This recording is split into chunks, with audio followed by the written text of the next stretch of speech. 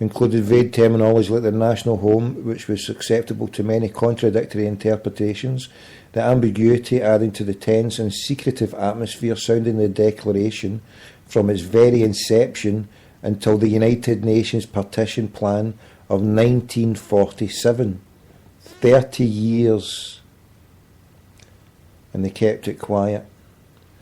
Significant among the documents made public in the spring of 1966 are three major memoranda presented by the Honourable Edwin Samuel Montagu, son of the First Lord Swathling, and at that time Minister of State for India, concerning his vehement opposition to the proposed declaration.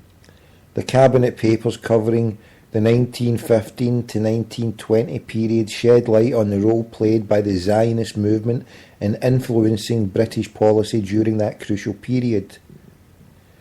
Montagu was not only a member of the British Cabinet, but was also a practising Orthodox Jew and a leading personality amongst British Jewry.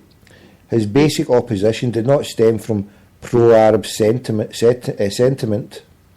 but rather out of his strong dislike for the principles and personalities of political Zionism, basing his rejection on the following points. 1.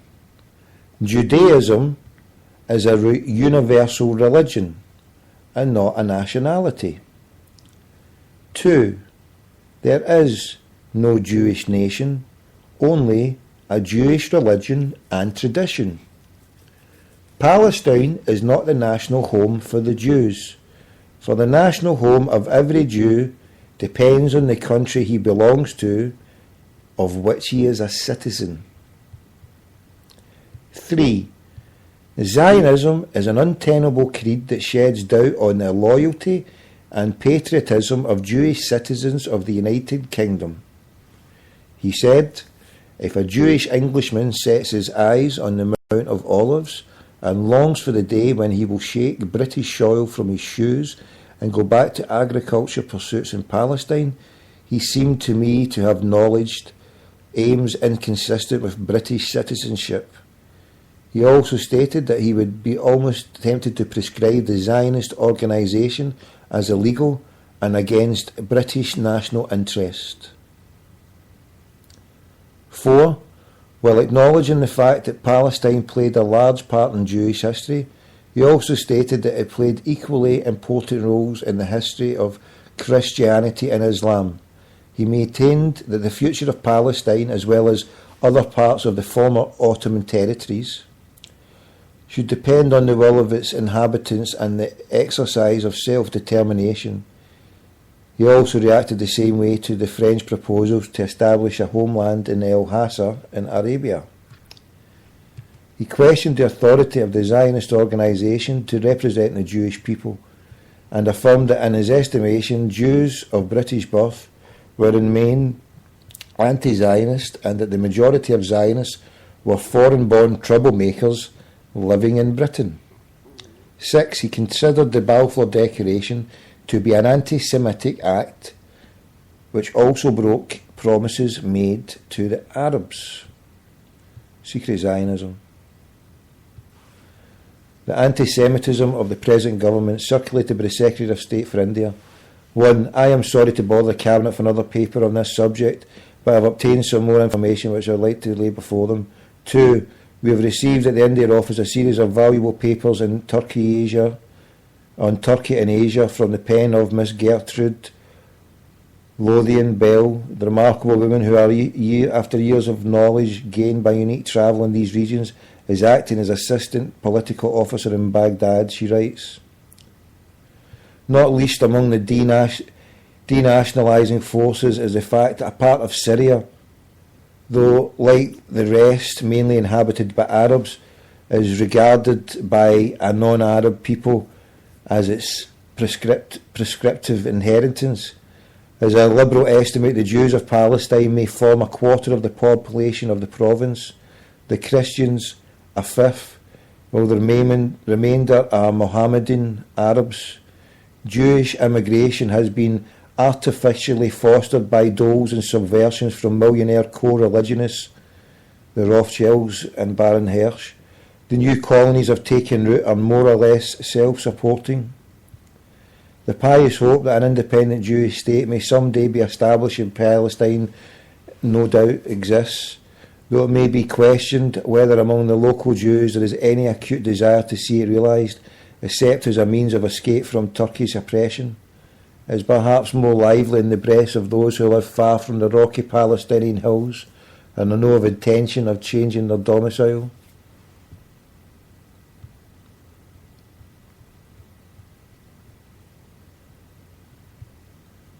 Hold on, let's see.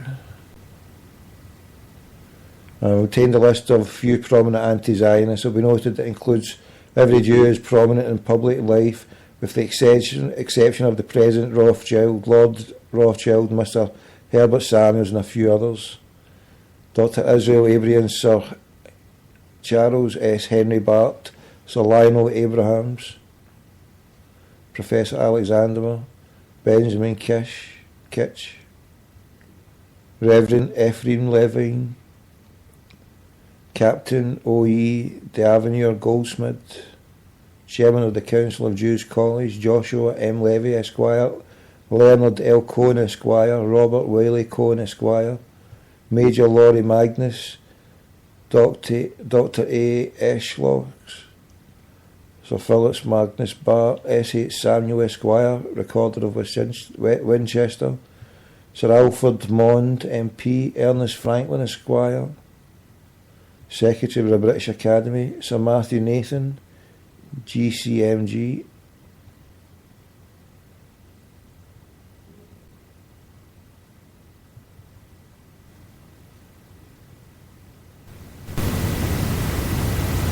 Lord Cromer took pleasure in relating a conversation which he had held on the subject with one of the best known English Jews, who observed, "If a Jewish kingdom were to be established at Jerusalem, I should lose no time in applying for the post of ambassador in London."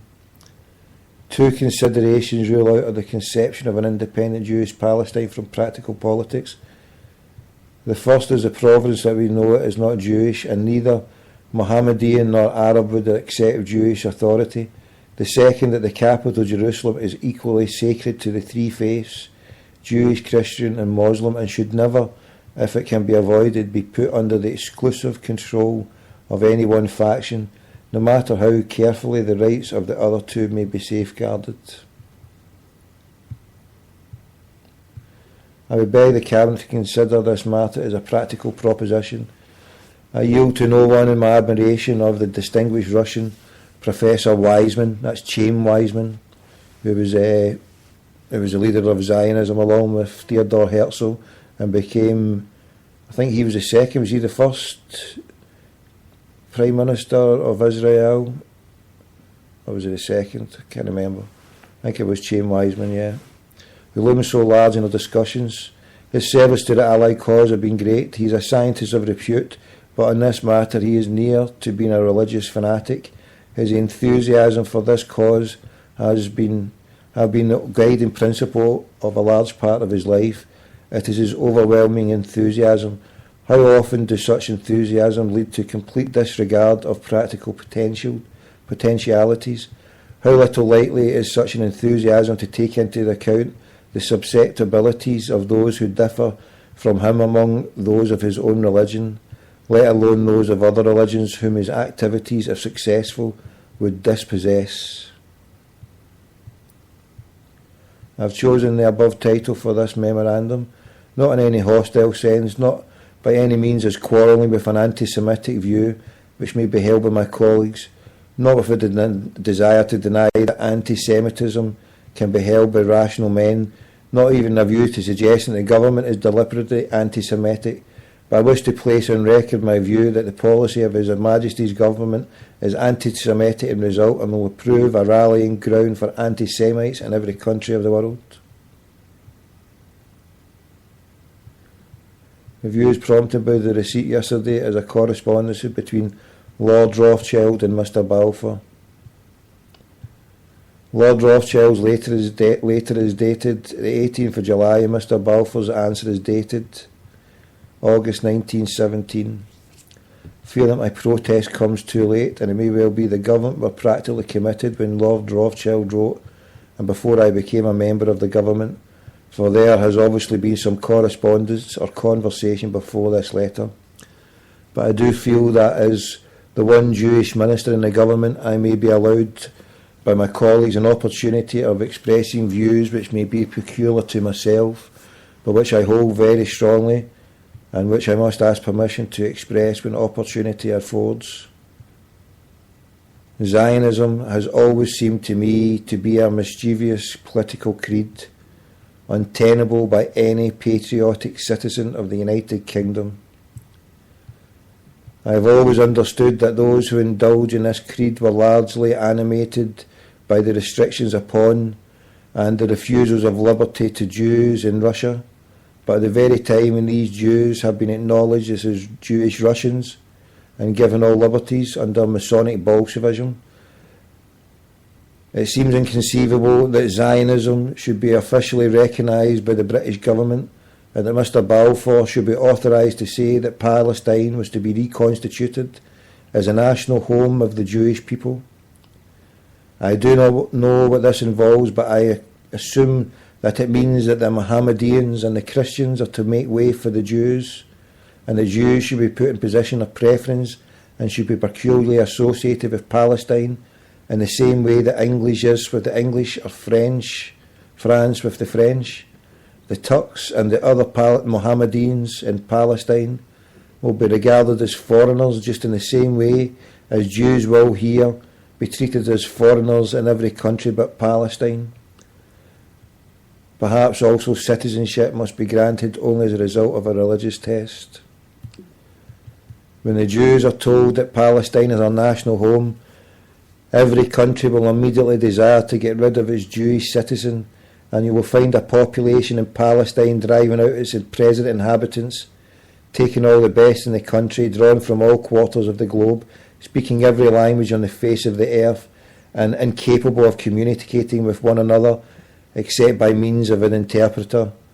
I have always understood this was a consequence of building the Tower of Babel. If it was ever built, and I certainly do not dissent from the view commonly held, as I've always understood, by the Jews before Zionism was invented, that to bring back the Jews to form a nation in a country from which they were dispersed would require divine leadership. I have never heard it suggested by even the most fervent admirers that Mr Balfour or Rothschild would prove to be the Messiah. I would willingly disenfranchise every Zionist. I would be almost tempted to prescribe the Zionist organisation as illegal and against national interest. I deny that Palestine is today associated with the Jews or properly to be regarded as a fit place for them to live. The 10 Commandments were delivered to the Jews on Sinai. It's quite true that Palestine plays a large part in Jewish history, but so it does in modern Mohammedan history, and after the time of the Jews, surely it plays a larger part than any other country in Christian history. The temple may have been in Palestine, but so was the Sermon of the Mount and the crucifixion. I would not deny to Jews in Palestine equal rights to colonisation with those who profess other religion, but a religious test of citizenship seems to me to be only admitted by those who take a bigoted and narrow view of one particular epoch of the history of Palestine and claim for the Jews a position to which they are not entitled. If my memory serves me right, there are 3 times as many Jews in the world as could possibly get into Palestine if you drove out all the population that remains there. So only one third could get back at the most, and what will happen to the remainder? I can easily understand the editors of the Morning Post and of the New Witness being Zionists, and I am not the least surprised that the non-Jews of England may welcome this policy. I have always recognised the unpopularity much greater than some people think of my community. We have obtained a far greater share of this country's goods and opportunities than we are numerically entitled to. We reach, on the whole, maturity earlier and therefore with people of our own age we can